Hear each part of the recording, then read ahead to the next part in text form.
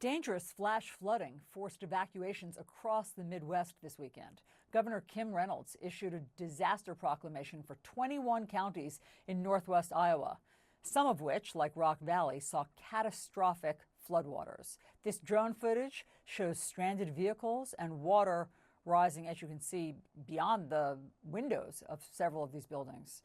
As the river rose, officials scrambled to get residents to safety. The river rose to historic levels that we've never seen here before, and it's hard to deal with that much water. It's a monumental undertaking. One man snapped these images before evacuating his neighborhood. He tells CNN that he flagged down a boat to pick him up along with his wife and his cat. Meteorologist Elisa Raffa is tracking this from the CNN Weather Center. So, Elisa, which areas are still under a flood warning? We still have flood warnings, not because there's more rain coming down right now, but because these rivers are still so aggravated. They stretch from parts of southern Minnesota like Mankato all the way into South Dakota, Sioux Falls, South Dakota included, Spencer in northwest Iowa. And then you can see the rivers are warned going down the Missouri River from Sioux City down into Omaha again, as they're just aggravated with so much rain. Some spots got up to 10 to 15 inches of rain just in the last 3 days. And you can see that pocket there in northwest Iowa, just south of Sioux Falls, north of Sioux City. But look how widespread some of these 4 to 6 inch totals were. You had some heavier pockets up towards Mankato as well. So just incredible rain that just came down in such a short amount of time, which is why these rivers are still at major and moderate flood stage. A lot of them, almost 50 of them, still dealing with some of this flooding. Now, this same system pushed east, and now we have a tornado watch for much of New England. This is a part of the country that typically doesn't see too many tornado watches a year. It includes places like Burlington, Albany, and some of the suburbs there of Boston. We have this front coming through with some strong and severe storms. The atmosphere is very juiced up. You've got some tornado warnings right now just south there of Burlington, where it looks like we've got a little bit of a supercell thunderstorm there that could be rotating and producing a tornado. So here's that severe risk today. It's a level 3 out of 5, up where we've got that watch from Portland to Albany for large hail, damaging winds, and a couple of tornadoes possible. This front continues to push east as we go into the evening, with some showers and storms making it to New York City as we go into the morning hours. This will finally cut back some of that heat briefly along the East Coast. High temperatures today still looking at 94 degrees in Raleigh, 97 in Atlanta, 100 degrees for that high today, possible in Oklahoma City. D.C. could get up near 100 again after hitting 100 degrees yesterday for the first time since 2016, more than 2,000 days. And if you look at when we hit 100 degrees in June, it was even longer than that, more than 10 years ago, because it is just so early in the season to get heat this extreme. Temperatures up near 100 from Philly to DC and Richmond as we go through the day today. But again, notice the cool down. Temperatures moderating some, back down a little bit closer to 90 degrees once that front comes through. Allison. Okay, so everybody needs to enjoy it tomorrow. Elisa, thank you very much. Happening now, a flood emergency in Iowa has forced hundreds of people from their homes. This morning, 22 counties are under a federal disaster request as rivers reach all-time record highs. Some areas saw a month's worth of rain in just 3 days, and the threat's not over. Let's get right to meteorologist Elisa Raffa with the very latest. What are you seeing?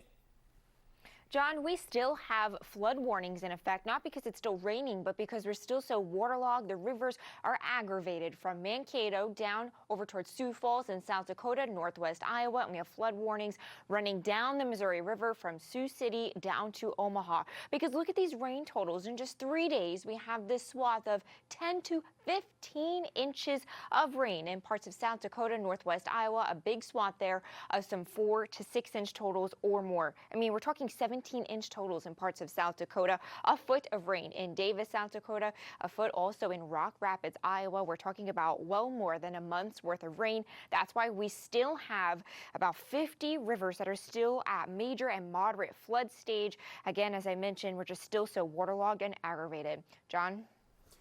And I know the heat's a little better for us here in the Northeast, but that's not the case everywhere, is it?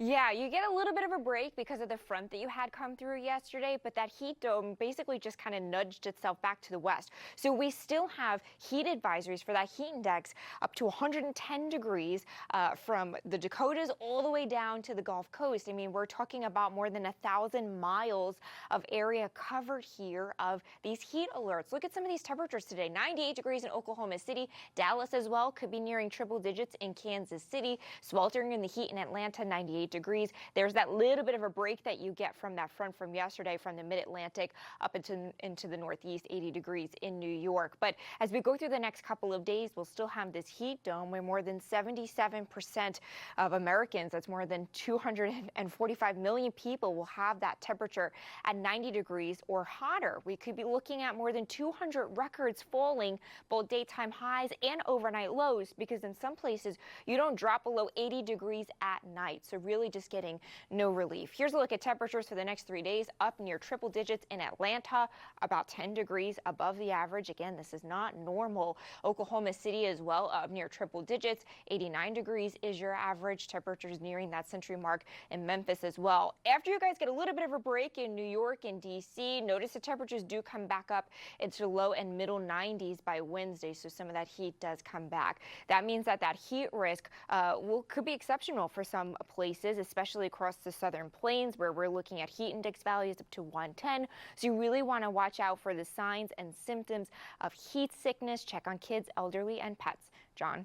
Yeah, not good, not comfortable, not healthy. Elisa Raffa, thank you very much for that. Sarah? All right, high alert in southern Minnesota. I think we have pictures of this to show you, with a dam on the brink of collapse. In imminent failure condition, officials are saying, after heavy rain caused major flooding. The dam is being hit and damaged by floating debris. You can see it there. The same storm system drenched South Dakota. That's the Big Sioux River, causing that railroad bridge to collapse. In Sioux City, Iowa, officials rescued 17 people and forced some evacuations. President Biden has approved a major disaster declaration for several counties in that state. Let's get right to meteorologist Elisa Raffa for the latest on all this. Elisa. Yeah, I mean, incredible images of this dam in Minnesota, where you can see just how violent and rapid the water is. All of this debris getting knocked on the side where part of the dam was breached on the west side, and they're watching it very closely. We still have flood warnings in effect for that part of Minnesota. It stretches towards South Dakota, Sioux Falls, and northwest Iowa. We still have flood warnings stretching down the Missouri River across Sioux City. And it's because we had 10 to 17 inches of rain in parts of South Dakota and northwest Iowa over the last couple of days. But look at the swath of 4 to 6 to 7 to 8 to 9 inch totals. Sioux Falls, South Dakota had its wettest 2 days on record, 6.5 inches. And that's one of the smaller totals. A lot of totals have been in the double digits.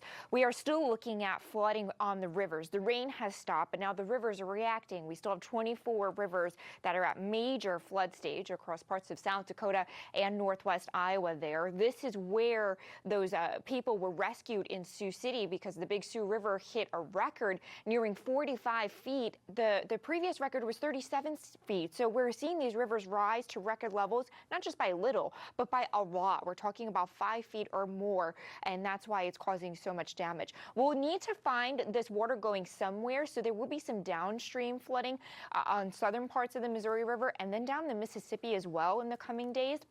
If you look at the Mississippi River in St. Paul, you can see it is forecast to get up to major flood stage at 20 feet. Currently, it's at 16. So again, we'll continue to see some of this flooding as we go through the next couple of days. But by the weekend, at least in the parts that are hard hit right now, those rivers should start to come down.